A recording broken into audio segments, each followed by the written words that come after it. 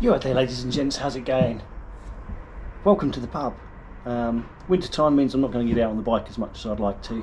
I still will be riding and I still will be bringing you videos out on the bikes, but I just thought I can't do it all the time, but I can get you videos, so I thought this is brilliant. I can bring you into my pub and introduce you to the thoughts that are going on in my brain when I'm not riding motorcycles.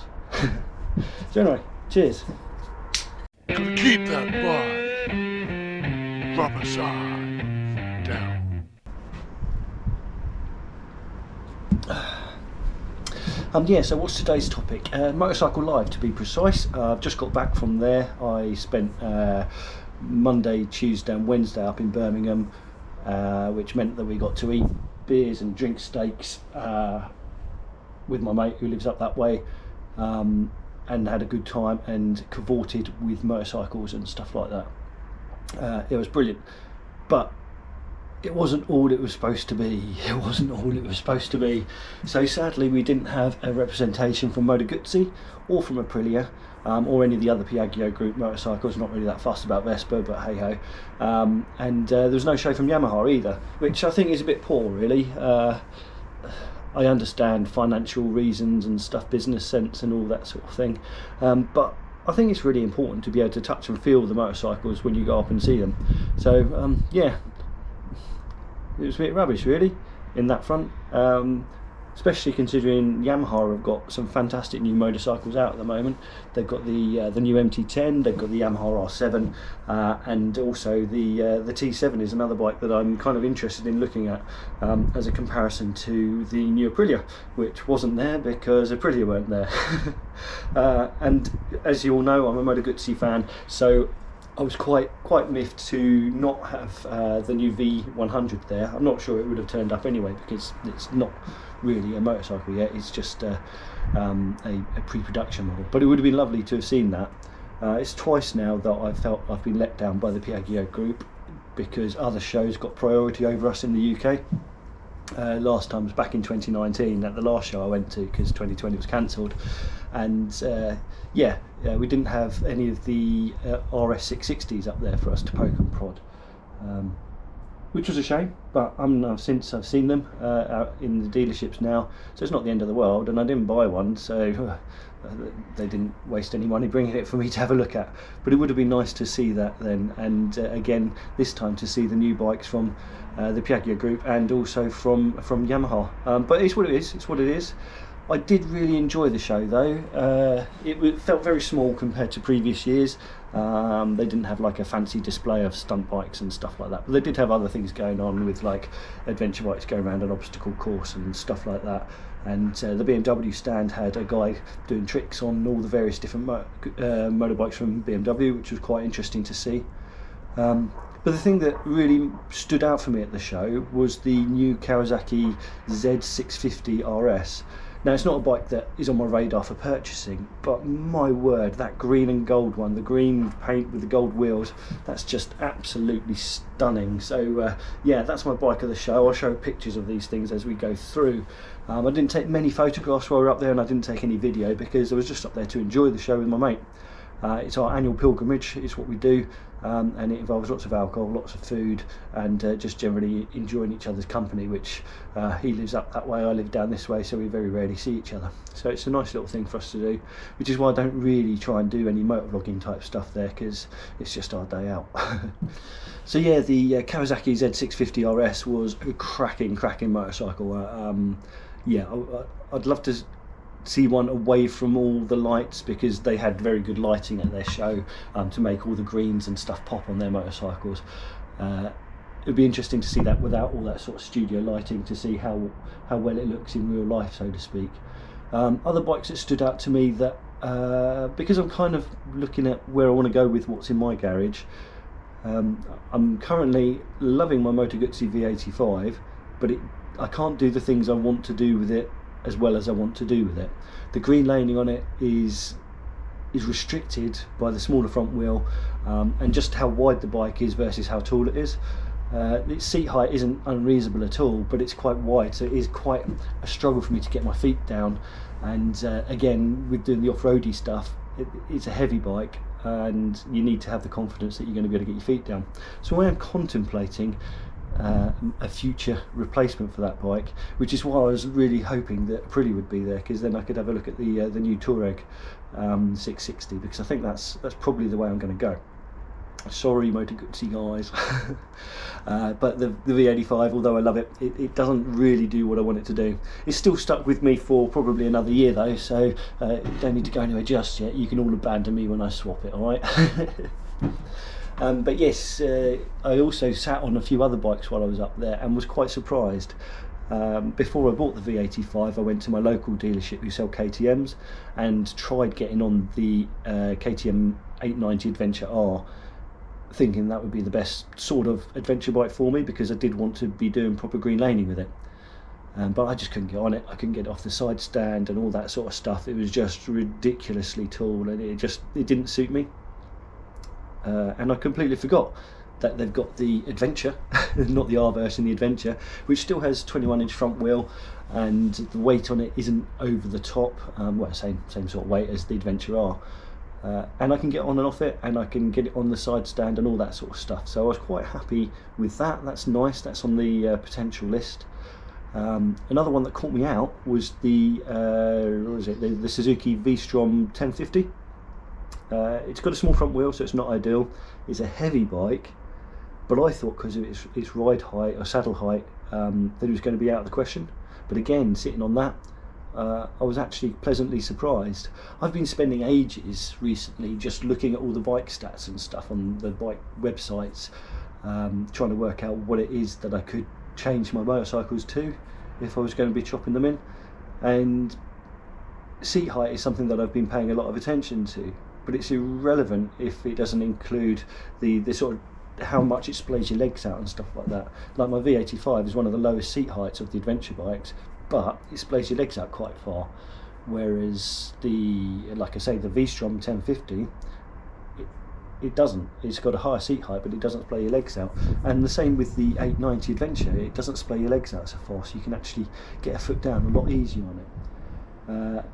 Another one I looked at was the Husqvarna 701, or the KTM 690, but the 690 I believe is slightly taller than the 701, and I could then get I think it's a 40mm drop on the suspension for that, which would make that a viable dual sport. It would be less of an adventure bike, more of a dual sport, but it would give me that long leg, so I could actually go down to Salisbury while riding the bike, which I can't do on the Beta. It's got to go down in the van because it's just going to kill it if I do that sort of road mileage on it.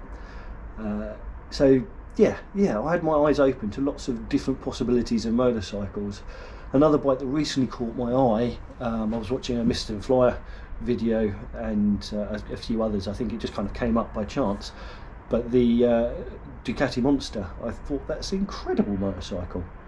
I used to have a Monster, a 750, back in the day when there was the M750. It was a single front disc job. It was just before they went to twin discs, and yeah, I loved that bike. It was cracking. Early old school Ducati Monster is one of the originals, and yeah, it was a fantastic motorcycle. And the new one's gone well away from the direction the Ducati Monster was in the past, and I think the regular guys aren't going to like it so much. Same with the new Moto Guzzi being liquid cooled. It's different. It's just something that the old school don't like, but I'm all for change and embracing it and stuff like that. I don't know if we need all the tech that we've got, but that's got the right amount of tech, and it's a road bike predominantly, which is what lets me down about the Speed Triple, Triumph Speed Triple 1200. It seems to be more focused for track. But again, I sat on that and I loved that motorcycle. I thought it was very good, but it's off my radar now. Yeah, it hasn't got the things I want from a bike, and I'm not really looking at a road bike anyway. So the Ducati thing is an irrelevance, because I thought it was a lovely motorcycle. It's got a really nice ride height. It's got switchable electronics, so you can actually control it how you want it to, so you can still have an element of safety with your traction control and ABS-y type stuff, but you can wind off the wheelie control and things if you want to hoik that front up when you're feeling a little bit naughty. Yeah, it's quite interesting, and a much nicer price than the Street Fighter V2, which is a lovely motorcycle, but I don't think it's £15,000 worth of lovely motorcycle before you've had any accessories. Yeah, but I guess that's what bike costs these days, don't they? They all cost a lot of money. But yeah, I just wanted to sort of, one, put out a video because I feel like I've been neglecting you a little bit, and two, let's use this bar. We can do these little chats and stuff like that on various little bits and bobs if I feel like I've not given you any content for a little bit, and you can get to have a beer with me if that's what you're doing, a cup of tea if this is in the morning. Yeah, it's not my morning.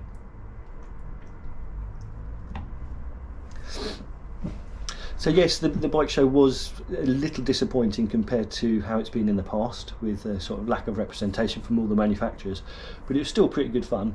I still come away from it feeling like I got value for money, and it cost me quite a bit to do it because we do a hotel for 2 nights and 2 nights eating steaks and drinking beers. Yeah, so it's not a cheap date, so to speak, for us, but it is still a good show. I did want to get to EICMA, or however you say it, this year, and I did even look into doing so. I was speaking to my Moto Guzzi dealer, and he was like saying, "No, it's a piece of cake, go down there, and it's the best show ever." And I might look into doing that in the future, because you get to see all the bikes first, and yeah, get a trip to Italy, why not, hey? So I might look into that in the future. There was a surprise up at the show which kind of caught me off guard, and I wasn't expecting to speak to people about it, or to actually get quite excited about it.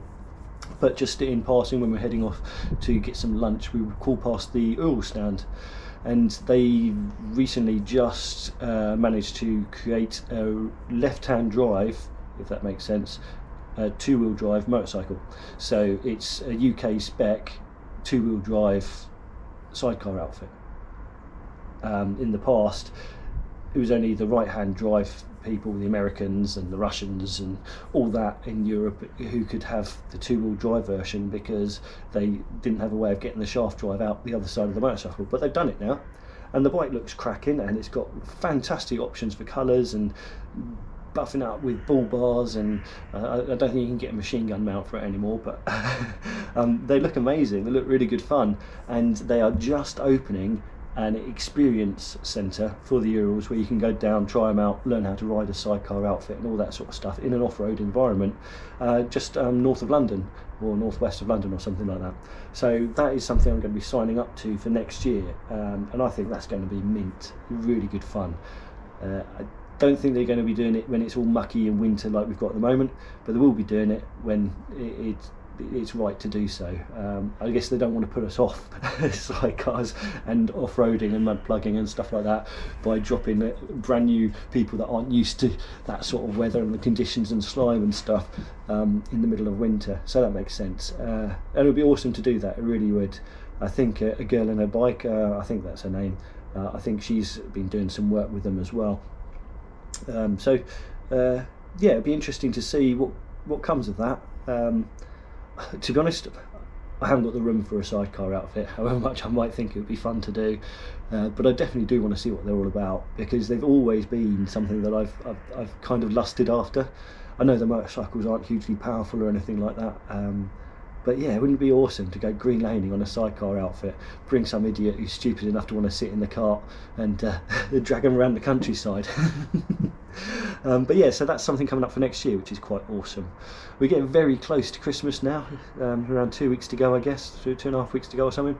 Yeah, and I haven't even thought about my Christmas channel-versary special thing yet. I don't know what I'm going to do for that.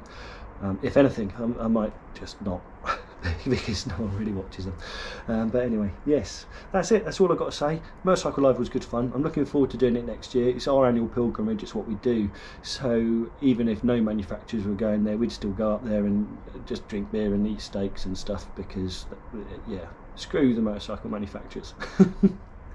So yeah, that's it. If you're new to the channel, which I can't imagine you would be, because I can't really see any reason for you to click on this video over another one if you weren't subscribed to my channel, do click that subscribe button. It'd be awesome to have you come back for some more. I do on-bike stuff. I've got various different bikes. I've got the Moto Guzzi V85, I've got the V7, which is customised, and an Enduro bike, which are green lane, as well as a little Gixxer 750, which do the odd track day on, and hoonage around the local country roads, or hope to at some point once it all warms up a little bit. I'm sure you might find there's something on the channel for you with that in the spring, summer and what have you. A bit more exciting than watching me drink beer in my own pub. But if you like the video, why not give it a little thumbs up? And if you didn't, you can always give it a little thumbs down. We don't mind at all. But please do drop in a comment. If you went to the bike show, let me know what your thoughts were on it. If you had a specific bike up there that you wanted to go and see and you saw it, brilliant, let me know.